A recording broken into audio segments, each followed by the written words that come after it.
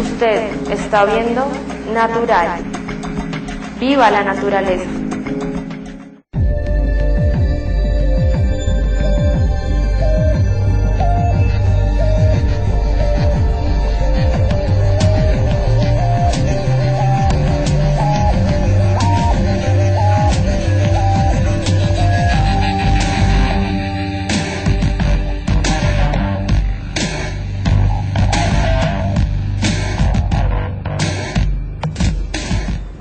Buenas tardes, bienvenidos nuevamente a este su programa Bienestar y Salud.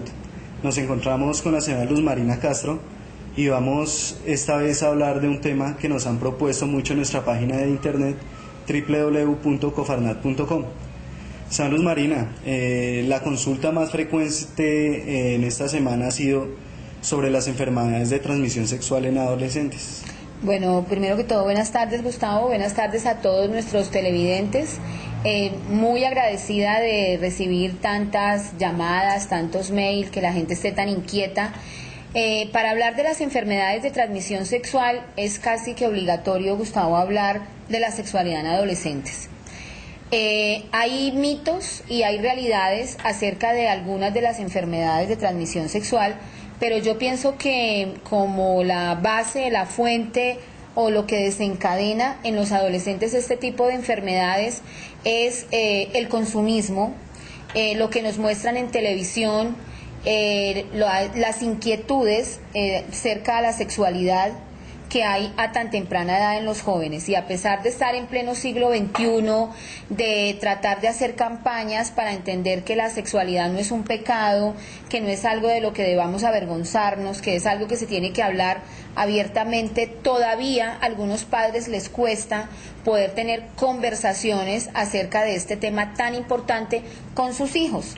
Cuando nosotros como padres no hablamos de sexualidad con nuestros hijos adolescentes, estamos poniéndolos en un riesgo muy alto, y es que ellos traten este tema con los amigos de la misma edad.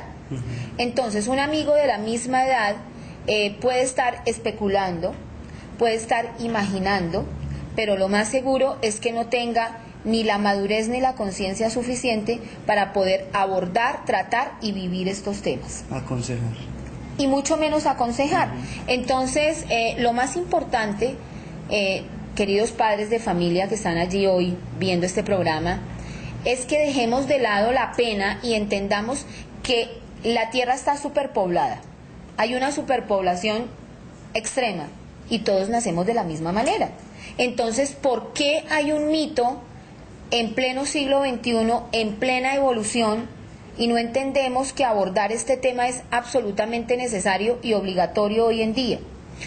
Nosotros tenemos que infundarle a nuestros hijos principios, respeto por su propia vida, pero lo más importante, hablar de sexo abiertamente, sin ningún miedo. ¿Por qué todavía para la mamá es tan complicado, o para el papá, que su hijo pequeño lo vea o la vea desnuda? Entonces el niño desde pequeño empieza a ver como el tabú, exactamente, lo prohibido en ver a la mamá o al papá desnudo, en ver al hermano. Entonces estos temas se deben tratar abiertamente, no juzgar al niño o a la niña cuando está descubriendo su cuerpo, porque este tipo de problemas empiezan desde la primera infancia, para que de esa manera se desarrollen con una mente muy abierta, pero basados en principios. ¿Por qué es tan importante hacer este preámbulo? Porque allí es donde se desencadenan una cantidad de insensateces de los niños, porque cuando llegan a la adolescencia tienen mil inquietudes en su cabeza sin resolver, y empiezan a resolverla con sus amigos de la misma edad, y esto los lleva a, por curiosidad, empezar a tener su primera vida sexual sin ningún tipo de orientación, sin ningún tipo de control. Las enfermedades de transmisión sexual no están indicadas solamente para adolescentes. También hay que tener claridad en esto. Las enfermedades de transmisión sexual en adolescentes, maduros y personas muy mayores están a la orden del día, pero es muy importante tener en cuenta que es mucho más marcados en los jóvenes entre los 15 y 25 años. Son los de mayor riesgo, y precisamente por lo que acabamos de abordar. Nos han preguntado muchísimo de cuál es la causa más importante de las enfermedades de transmisión sexual, cuáles son las más recurrentes y las más frecuentes, ¿qué hay de realidad en la forma en cómo se contraen, cómo las podemos prevenir y de qué manera podemos identificarlas? Yo pienso que así dividiríamos el tema de hoy, ¿sí? ¿Cuáles son las enfermedades más frecuentes de transmisión sexual? Hace unos años el VIH era el más frecuente. Cuando empezó el VIH a ser descubierto, entonces, primero que todo se enfocó solamente hacia los homosexuales, ¿sí? Luego nos dimos cuenta que el VIH era una enfermedad que podía contraer el bebé recién nacido a través de la leche materna de su mamá, que la podíamos contraer heterosexuales, homosexuales y personas de cualquier edad, cualquier condición sexual y cualquier preferencia sexual. Y que lo único que podía hacer que esta enfermedad disminuyera sería la prevención y la conciencia y la divulgación acerca de la enfermedad. Si yo sé que hay una enfermedad que tengo que evitar el contacto y tener una relación sexual con muchísimo cuidado, voy a prevenirla. Pero con muchísimo cuidado, ¿en qué aspecto? Se usa el condón únicamente como un medio de prevenir un embarazo.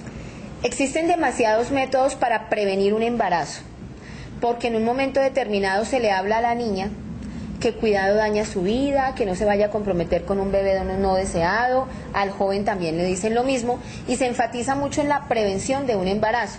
Para prevenir un embarazo está la vasectomía, la histerectomía, el pomeroid, las píldoras, los óvulos, todo este tipo de métodos. La verdadera forma de prevenir una enfermedad de transmisión sexual es mediante el uso del condón en la relación sexual. Aunque la mejor forma de prevenirlo, ¿cómo podríamos llamarlo? Como la correcta, sería nosotros saber con quién tenemos una relación sexual. Teniendo en cuenta que cuando yo tengo una relación sexual con una persona, tengo relación sexual con toda la vida de esa persona. Todo su pasado. Y su presente, ¿no? Y su presente. Exactamente. Entonces es muy importante que la niña o el adolescente que está saliendo por primera vez con el chico guapísimo o con la niña muy linda, entendamos que antes de que las hormonas se alboroten, nosotros tenemos que conocer un poquito el tipo de vida que lleva esta niña. Eso es como lo más importante, o este muchacho.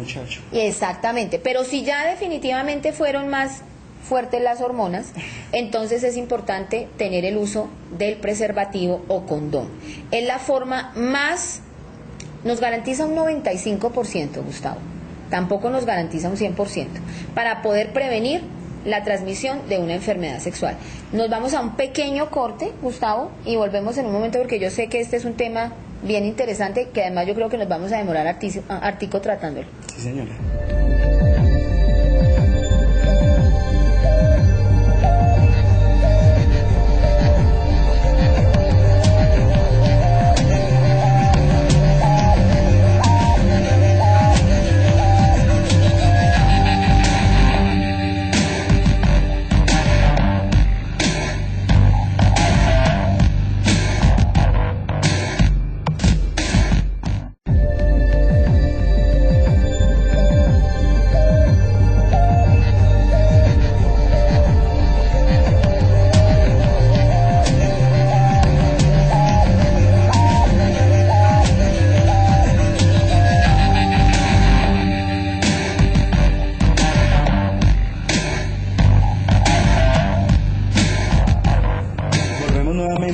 A nuestro programa Bienestar y Salud, hablando de nuestro tema principal de hoy, las enfermedades de transmisión sexual y cómo debe ser el comportamiento más que todo en los jóvenes, que son los principales afectados de estas enfermedades, por desconocimiento, por falta de información y por mala orientación de los padres o orientación de los amigos, que son los menos adecuados para hablar de este tipo de temas. Seguimos con yo pienso que este tema es bien interesante no solamente para los adolescentes, como lo decíamos al comienzo, sino para todas las personas.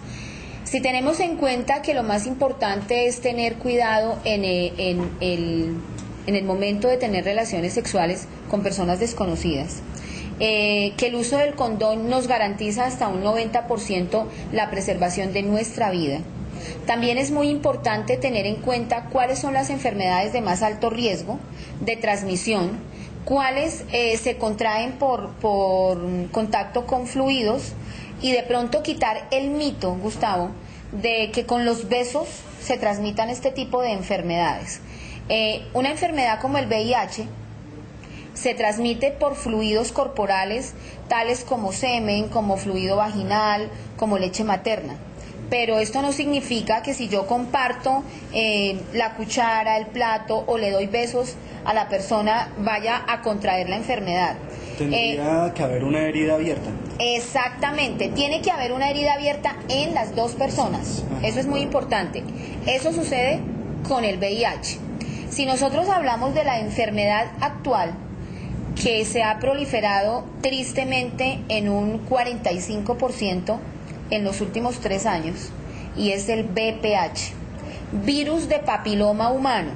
Como la palabra lo indica, es un virus, actúa como virus.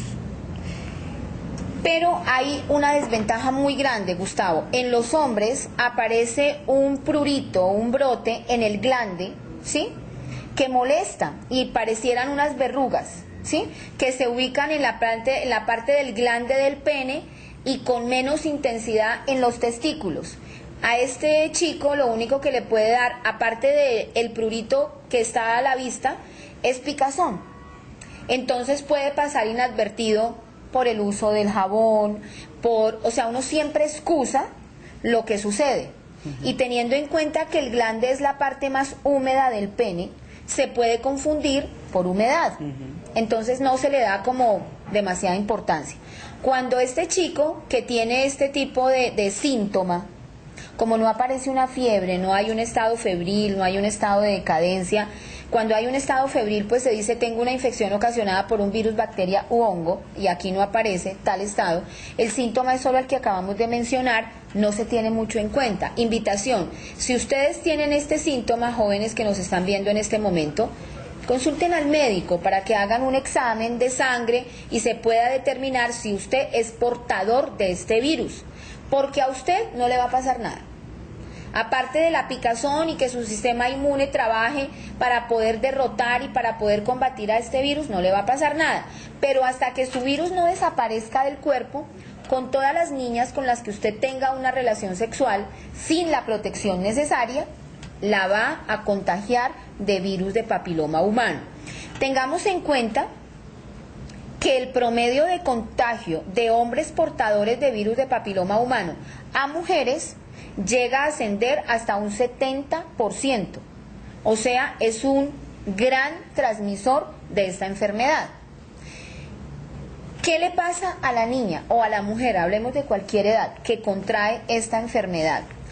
¿De qué manera se puede detectar? Nosotras las mujeres debemos hacernos una citología anualmente, porque la citología es el único medio que nos garantiza o nos previene cualquier tipo de cáncer. Las niñas que no se hacen la citología a tiempo, las mujeres, son las que tienen un mayor riesgo a que se les presente un tipo de cáncer o en este caso el resultado de VPH o virus de papiloma humano y no se controle a tiempo. Entonces, ¿qué es lo que se debe hacer? Una citología cada año. La zona cervical no duele, nunca va a aparecer un dolor y el dolor siempre es el signo de alarma ante cualquier enfermedad. El dolor es como la manifestación de nuestro cuerpo y la alerta de que algo está andando mal. Como esta zona es indolora, entonces lo único que nos indica que todo está bien es el resultado perfecto de una citología. Supongamos que a una niña le salió mal el resultado del VPH. Si está a tiempo, se pueden hacer muchas cosas. A tiempo, el cáncer, el VPH, todas las enfermedades a tiempo se pueden tratar, que es lo más importante. Sí, señora Luz Marina. Nosotros somos un laboratorio de productos naturales. Que si a la niña le llega a salir el resultado mal, ¿cuál de estos productos o qué productos podemos usar para tratar? Bueno, supongamos que a la niña le salió VPH. El VPH aparece en el resultado de la citología y hay unos indicadores para poder decirnos el estado en que está el VPH. Entonces aparece NIC1, NIC2, NIC3, más o menos es la forma como los identifica. Los niveles de evolución. Los niveles de evolución de la enfermedad, exactamente. Si nosotros estamos en un NIC 1, hasta NIC 5, existen todo tipo de tratamientos y esta niña, esta joven, esta persona va a salir adelante sin ninguna dificultad. ¿Cómo lo van a hacer? Mediante el tratamiento que le indique el ginecólogo, porque a esta niña la van a poner en manos del ginecólogo y él le va a mandar un tratamiento que fortalezca el sistema inmune. Nunca antibióticos. Tengamos en cuenta, estamos hablando de virus. Estamos hablando de un virus y los virus no se combaten con ningún tipo de antibiótico, porque esto lo que hace es darle una desinformación a nuestro sistema inmune y de esta manera se va a volver mucho más resistente el virus. Entonces lo primero es únicamente escuchar al ginecólogo, llevar el tratamiento que él le dé con todo el rigor. Y en productos naturales, lo primero que vamos a hacer es consumir Factor Shake. Los medicamentos que el profesional prescriba, el Simvac de Cofarnad, que es un jarabe que está elaborado para fortalecer el sistema inmune. Como remedio casero que ustedes deben hacer en su casa, vamos a utilizar los baños de asiento con el Domeboro, con Gualanday y con caléndula. Estos baños lo hacemos cada tercer día durante un mes. Al mes la niña tiene que hacerse una nueva citología y ver cómo ha evolucionado el medicamento que prescribió el profesional, sumado con el Factor Shake y con los bañitos que le estamos recomendando acá. Importante que esta niña se haga una citología cada 3 meses, después de la primera, que es al mes, cada 3 meses durante el primer año, para ver la evolución del tratamiento. Si la niña lleva un tratamiento lo suficientemente disciplinado, cambia su estilo de vida. ¿Qué significa? No se nos vuelve monja. No, absolutamente no. Pero empieza a tener normas para proteger su vida, utilizar el preservativo, saber con quién tiene relaciones sexuales, tener en cuenta que cuando yo tengo relación sexual con un muchacho, tengo relaciones sexuales con toda la vida de este muchacho. Eso es muy importante, que uno tenga la conciencia suficiente, muy seguramente va a salir adelante. La mayoría de las veces el BPH, que es diagnosticado a tiempo, completamente la niña queda en perfectas condiciones. Lo importante es que se trate a tiempo. Supongamos que a esta niña se le detectó el BPH en una etapa de un NIC 9. Un NIC 9 ya hay una tumoración dentro del útero muy importante, donde la mayoría de las veces cuando hablamos de un NIC 9 está dentro del útero un tumor bastante grande y ya se ha hecho un poco de metástasis en la parte de los ovarios. En este caso hay que hacer una histerectomía. Si únicamente el tumor está ubicado dentro del útero, se hace una histerectomía parcial.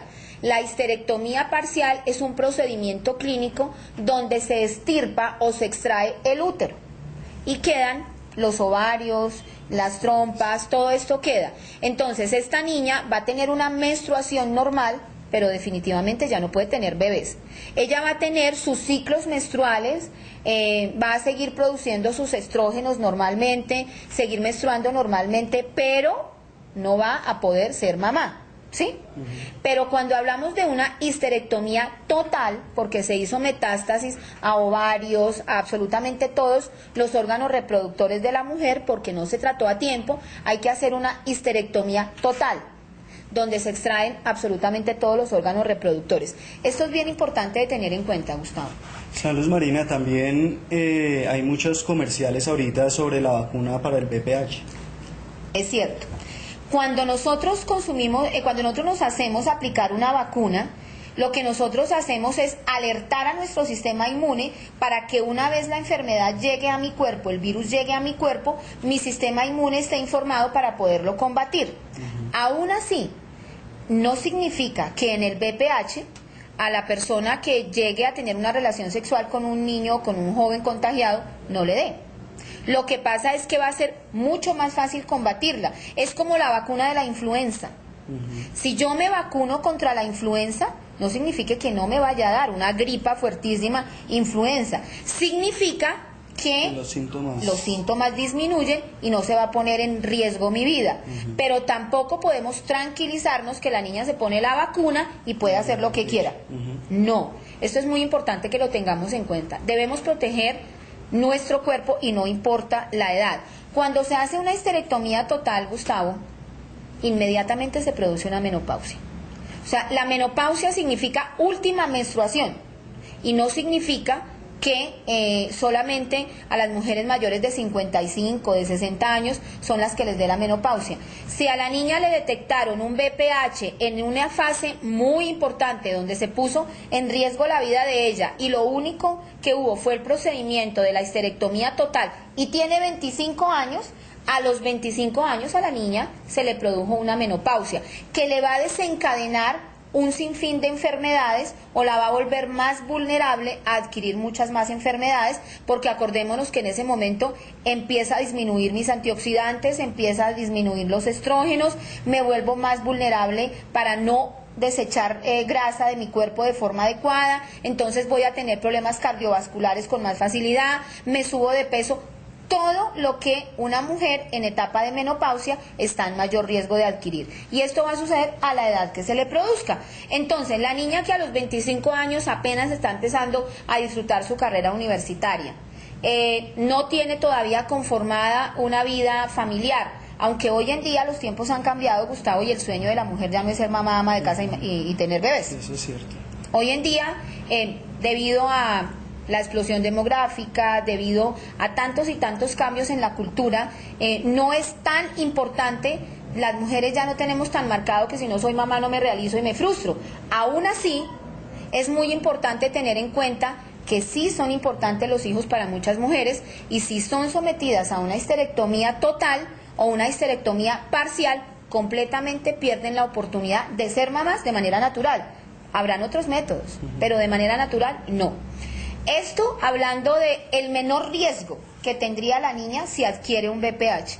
Pero existe la mujer tranquila, que no me duele nada, yo no me enfermo de nada, a mí no me pasa nada, llevan una vida desordenada, están en discoteca cada 8 días, tienen un grupo de amigos que rotan, ¿cierto? Nunca son los mismos amigos, y de esa misma forma de su vida social y sexual, nunca se preocupan por ir a un médico, por hacerse un chequeo, por hacerse un examen, entonces no pueden detectar esta enfermedad, ni siquiera en la fase de hacerle una histerectomía. Y lo único que se produce es ya un cáncer uterino, donde hay invasión de órganos externos, que es cuando aparecen los dolores.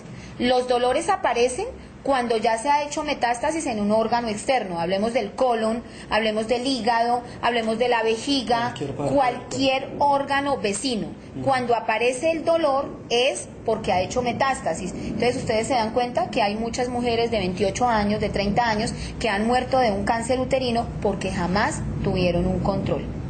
Yo sé que el tiempo en televisión es muy cortico, Gustavo, y que este es un tema que a mí me parece muy importante que lo tratemos nuevamente, porque hoy solamente hicimos un preámbulo de lo que es el BPH y la importancia de que los jóvenes se cuidan y protejan su vida, porque en un momento determinado el joven puede ser un transmisor pasivo, ni siquiera saberlo, y la niña puede tener la enfermedad y tampoco saberlo, porque solamente el síntoma primero es un prurito, que se aparece un brote, que aparece parecido a un mezquino, Gustavo, parecido a un mezquino. Aparecen los labios inferiores de la mujer, de mucho más difícil detectarlo, y en los hombres en el glande y testículos. Se puede confundir con cualquier otro tipo de enfermedad y jamás pensamos que esto puede estar poniendo en riesgo nuestra vida. Entonces, de verdad que la invitación es que tengamos un poco más de responsabilidad, que volvamos a los principios de la vieja guardia, que son los que realmente importan. La sexualidad es importante, pero se debe manejar con mucho respeto. Mi invitación: amen su cuerpo, tengan respeto, sepan con quién interactúan. Yo me despido, Gustavo, y espero que tú los dejes con la página web para que por favor nos sigan consultando, y hasta un nuevo programa, y muchísimas gracias. Bueno, sigan proponiendo sus preguntas, sus temas que quieren tratar en el programa en nuestra página www.cofarnat.com. Muchas gracias.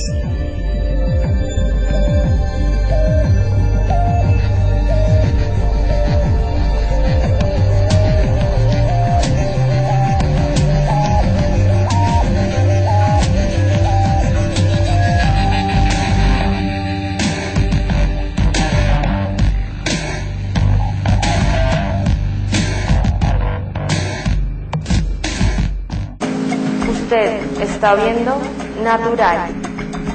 Viva la naturaleza.